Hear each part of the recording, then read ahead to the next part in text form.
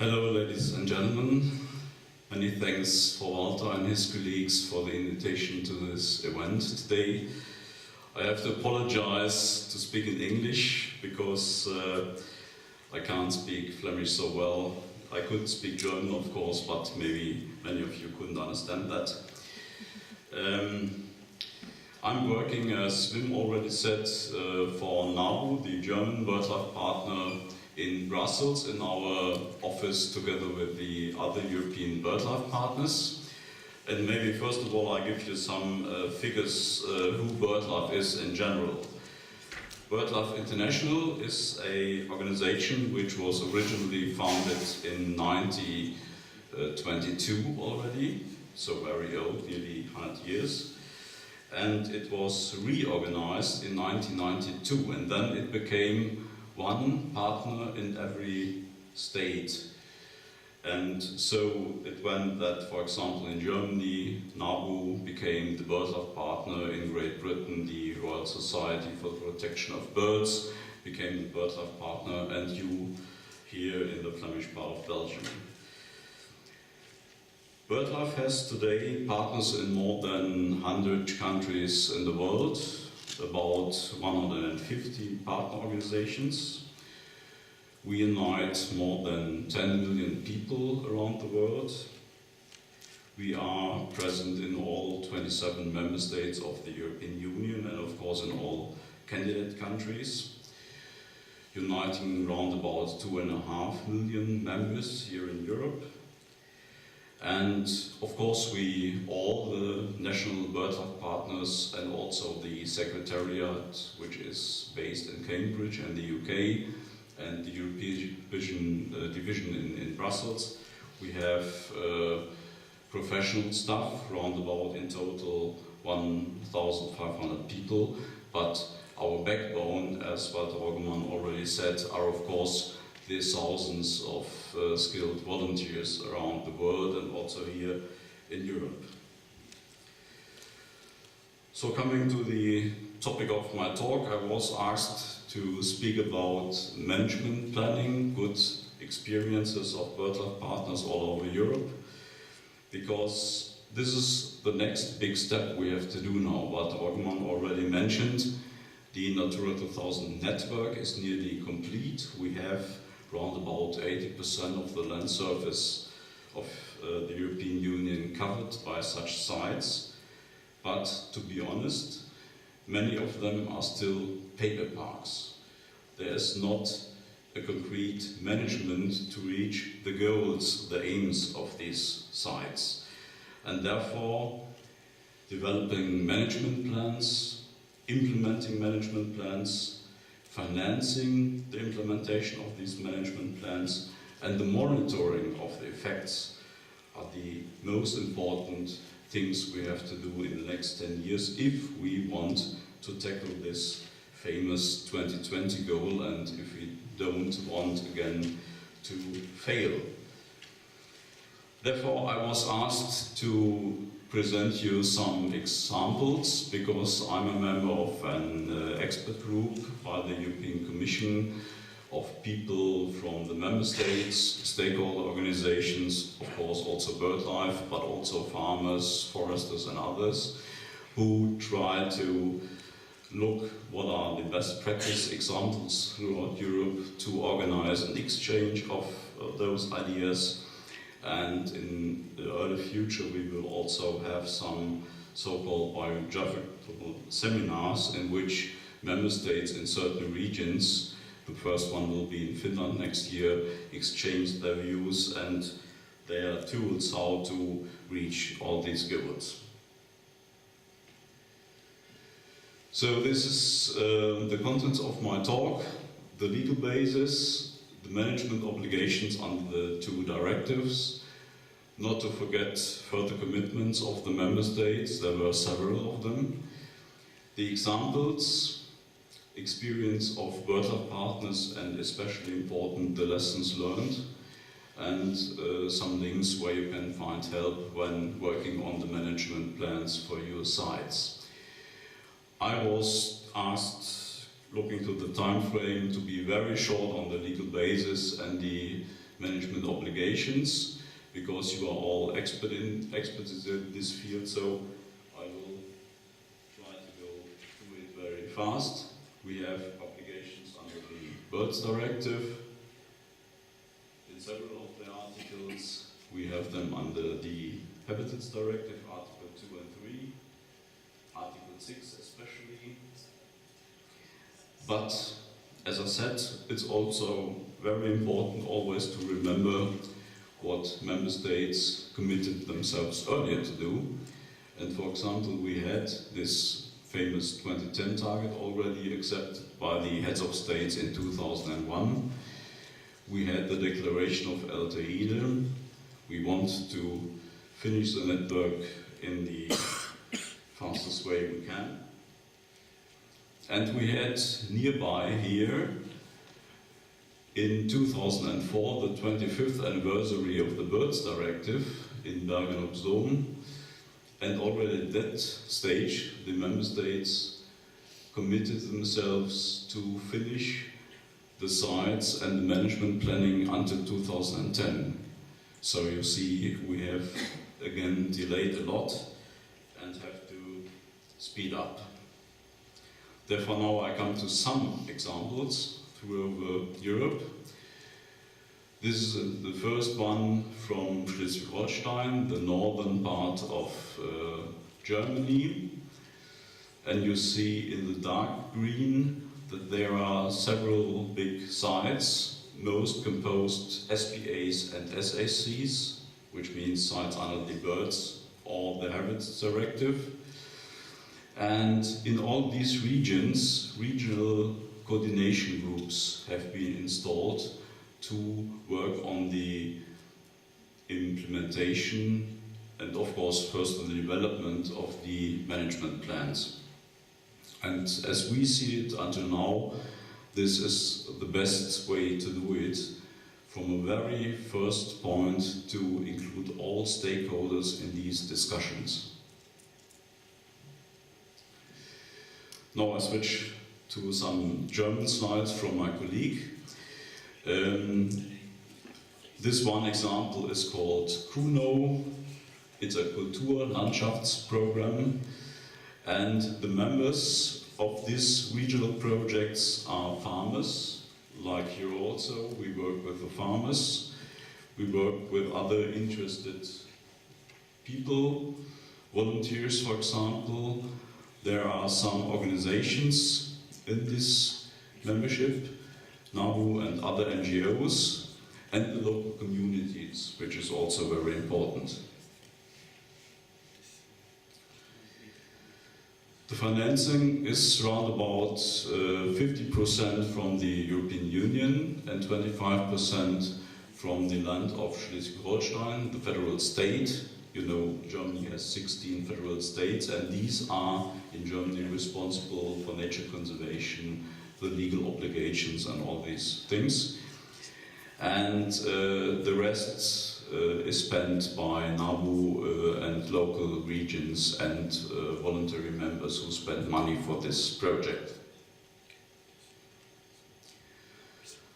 The main target species, some of them are seen here. So it's in general on wetlands, wet meadows, and the best practices to manage those areas for the species. And as I said, the most important thing is to have all these people together. In Germany we call this round tables.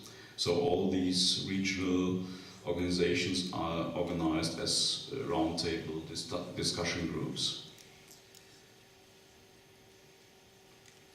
And these groups work on the management plan. They look on the target species, what should be done for them, especially birds, plants, habitats, whatever.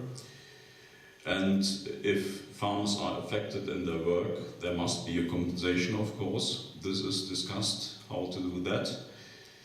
And in Schleswig-Holstein, there is a special payback for farmers in such sites, which is a basic of 150 euros per hectare, and all what they do additional to that also gives them some compensation.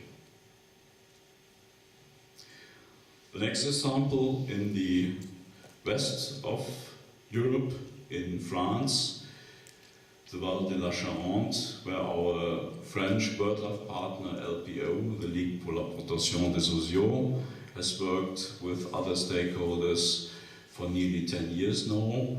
In France, the development and implementation of the management plans is, as far as I can see, most developed in comparison to other member states where only the first management plans are starting at the moment, or like in Germany, maybe 15 to 20% of the sites are covered by management plans. In France, they hope that next year or at latest in 2013, they have the management plans in place for all sites, which is an enormous work they have done. And don't look too much into the figures in the details. This was a presentation I got from the colleagues in France. It looks very complicated, but in general the topic is the same as we had in the German example. It's a bottom-down approach, bottom-up approach, sorry. And all people in the region are included in the discussions. The committees are elected representatives from the local communities, NGOs, farmers, foresters, hunters, in France a very valid topic, and others.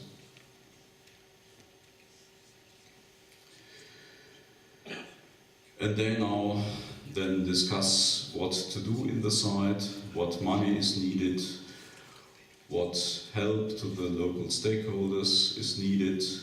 There is a coordinator for each site which tries to get all the people on board and discussing, organizing these roundtables. Education is very important, to take also schools on board, teachers on board, inform them, make them sensible for nature conservation and the sites, their special site at home.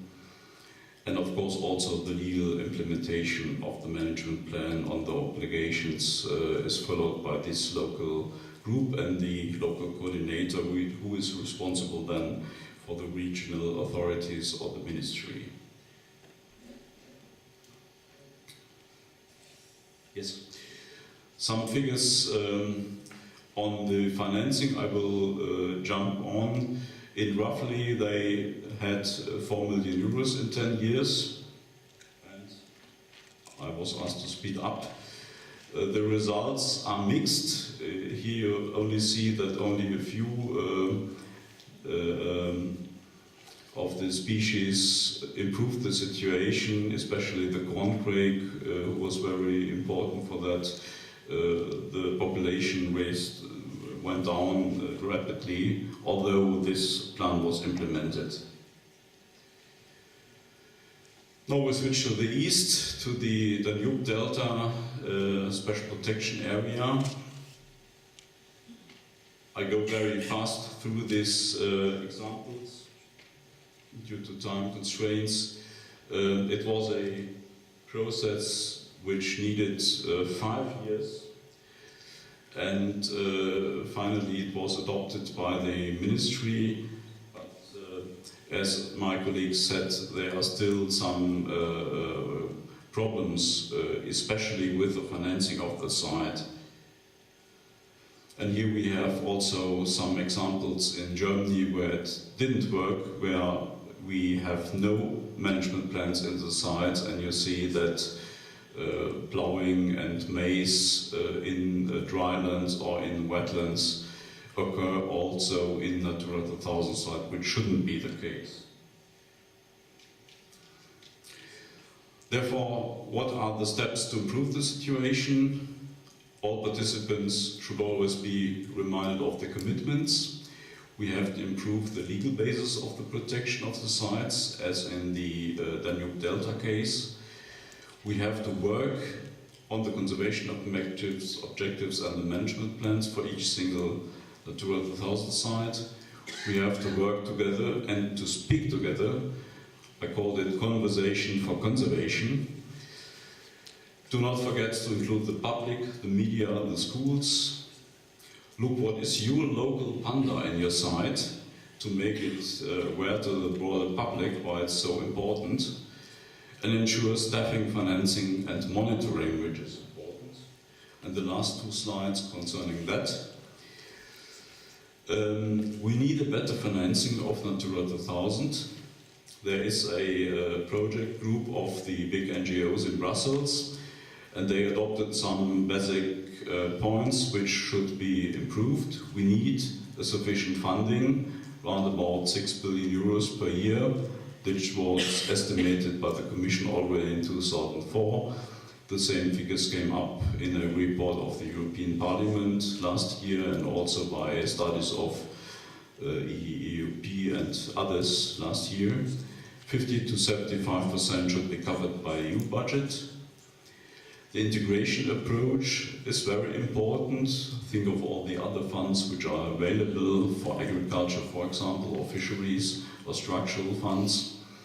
And a very important point to link all this is these prioritized action frameworks, PIFs, which are already laid down in the Habitats Directive, but still the member states don't have them. And of course, this is what Walter Wagemann already said, we have to translate the deep results, the enormous payback of investing in nature conservation, which is roughly 7 times payback than what we invested in the sites. And also LIFE, as the only up to now dedicated instrument to fund nature conservation, was mentioned. The budget is at the moment 0.2% of the whole EU budget. We go for 1% at least, and earmarking from at least 1 billion euro per year for biodiversity. Pooling of the programs, again the coherence of LIFE with the other works and the PAFs is very important. We ask for the increasing of the co-funding, which is now only for prioritized species and habitats, to 75%. And especially for NGOs, a very important point, make the application and handling of LIFE projects easier, which at the moment is a lot of bureaucracy you have to deal with. Yes, as I said, we have this working group, and there are a lot of publications on the websites of the European Commission. There's also an open Circa site where all the discussions and presentations of these meetings of this group are. And you can find a lot of helpful things on that. And there is a new site, Natura 2000 Exchange EU, which also tries to collect and exchange all these best practice examples, which I hope will also help you. So, it was not too fast. Thank you for your attention.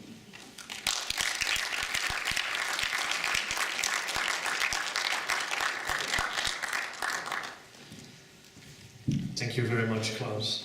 En voor degenen die internetadressen niet helemaal hebben kunnen noteren, wij zullen de presentatie op de website beschikbaar maken, zodat dat toch ook werkbaar blijft.